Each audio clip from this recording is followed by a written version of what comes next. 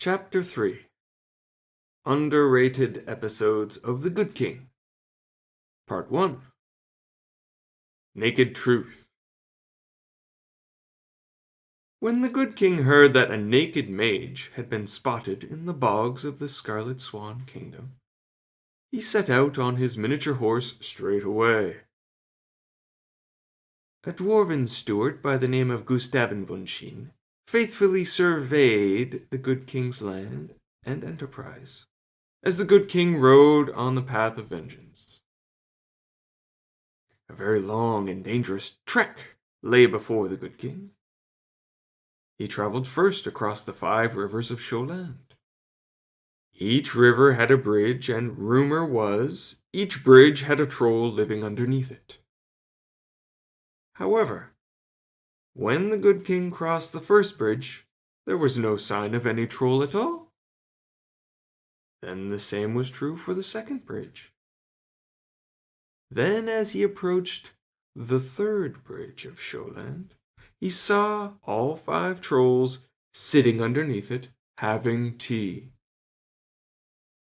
They may have been discussing the need to insulate their lair beneath this 3rd bridge, so that when travelers passed, there wouldn't be all the noise ringing in their bedrooms, and they could finally get a good night's sleep, which in turn meant less crazed blackouts that led to accidental traveler snacking.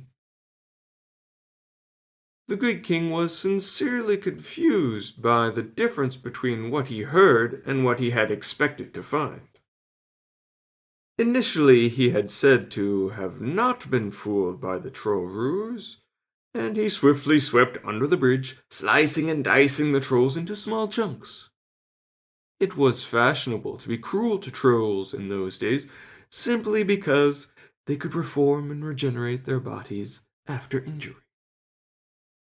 I have personally explored what is now the Sholand town of 3rd Bridge, and their version of the events was the Good King simply stopping for a quiet sip of their tea and venturing on. I'm convinced the Good King was friendly with the trolls, because every version of the story includes tea. The Good King must have appreciated that most of Sholand at the time preferred warm milk with honey, so the occasion to meet any stranger brewing a strong brew tea from Heart and Sword would have been a delight. I personally consider the trolls sporting characters, capable of inflicting unprovoked grief, true, but also fine companions on a rainy day with nothing to do. Keep in mind, the trolls have a history of isolation, and I won't be exploring at length in this tome. Those looking for an immersive initiation into troll culture should be able to find it in 3rd Bridge. What was only a few underground hovels in the time of the Good King's quest for vengeance has grown to a good-sized town at the time of my visit and the writing of this chronicle. The Good King then rode through the western mountain pass of Fortadia. A monk along this path warned him of a ravenous goat that was presumably stalking the Good King. So he stopped, set up camp, and sharpened his blades. He knew the best way to fight a ravenous goat was by first cutting off its beard. The Good King Jail Strong Brew prepared his supper of ventine, 2 potatoes cut into rounds and placed on a hot pan with 4 strips of bacon lying on top, cooked over high heat until the potatoes puff. Then, just as the food started to cook, a fluffy beast charged from the darkness. The Good King was ready with a short sword, but saw by the light of the campfire that his stalker was not a ravenous goat, but a bloodthirsty man-eating sheep.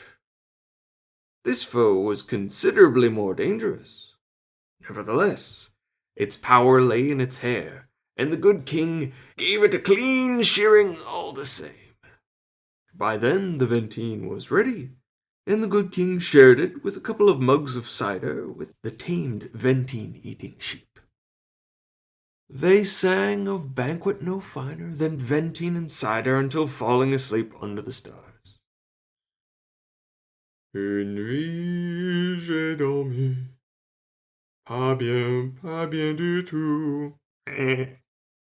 J'avais soif et un creux, et ça m'a rendu fou. Mangeons un cochon, coupé sur des patates.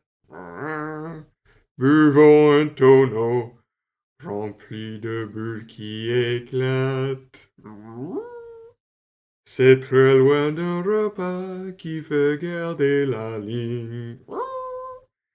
C'est le banquet de cidre et venting.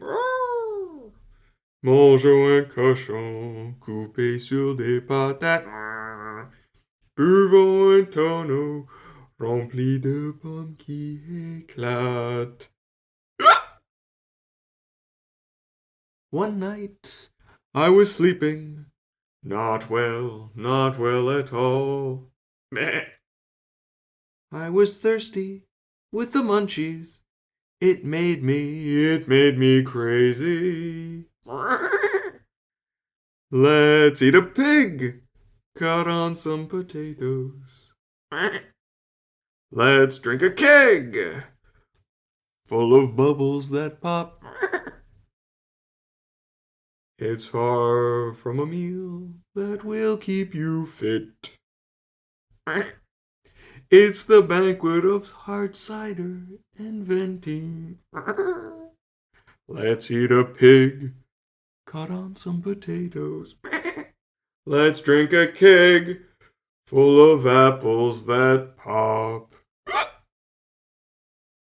The next day his journey continued on to the forests of Bambad. The good king traveled the woodland road until he reached one of the famous Bambad tea houses. He didn't have time for more than a drink of water at the door. So when he was offered a massage from a scantily clad woman, he had to refuse. Luckily for the good king, this was a trap he avoided. It happened that the tea house was in fact a dojo that trained rogues, thieves, and ninja. As he rode away, one of the elegant ninja was heart-struck. The ninja's name was Princess Praline. She had been sent to the dojo after many undignified adventures of Princess Praline and her dog Stinky brought disgrace to her parents and kingdom of Sholan. She had since then learned all there was to learn at the dojo, while preserving her original love of heroism. When the good king passed, Princess Praline's heart begged her to follow. Leaving no word and no trail behind her, Praline stalked the good king, hoping she could learn more about this handsome stranger. Into the emerald swamps of the Frog King they went. The good king fighting off lily pad bandits along the way, and Praline following stealthily behind him. The Frog King himself accidentally hopped onto the good king in passage.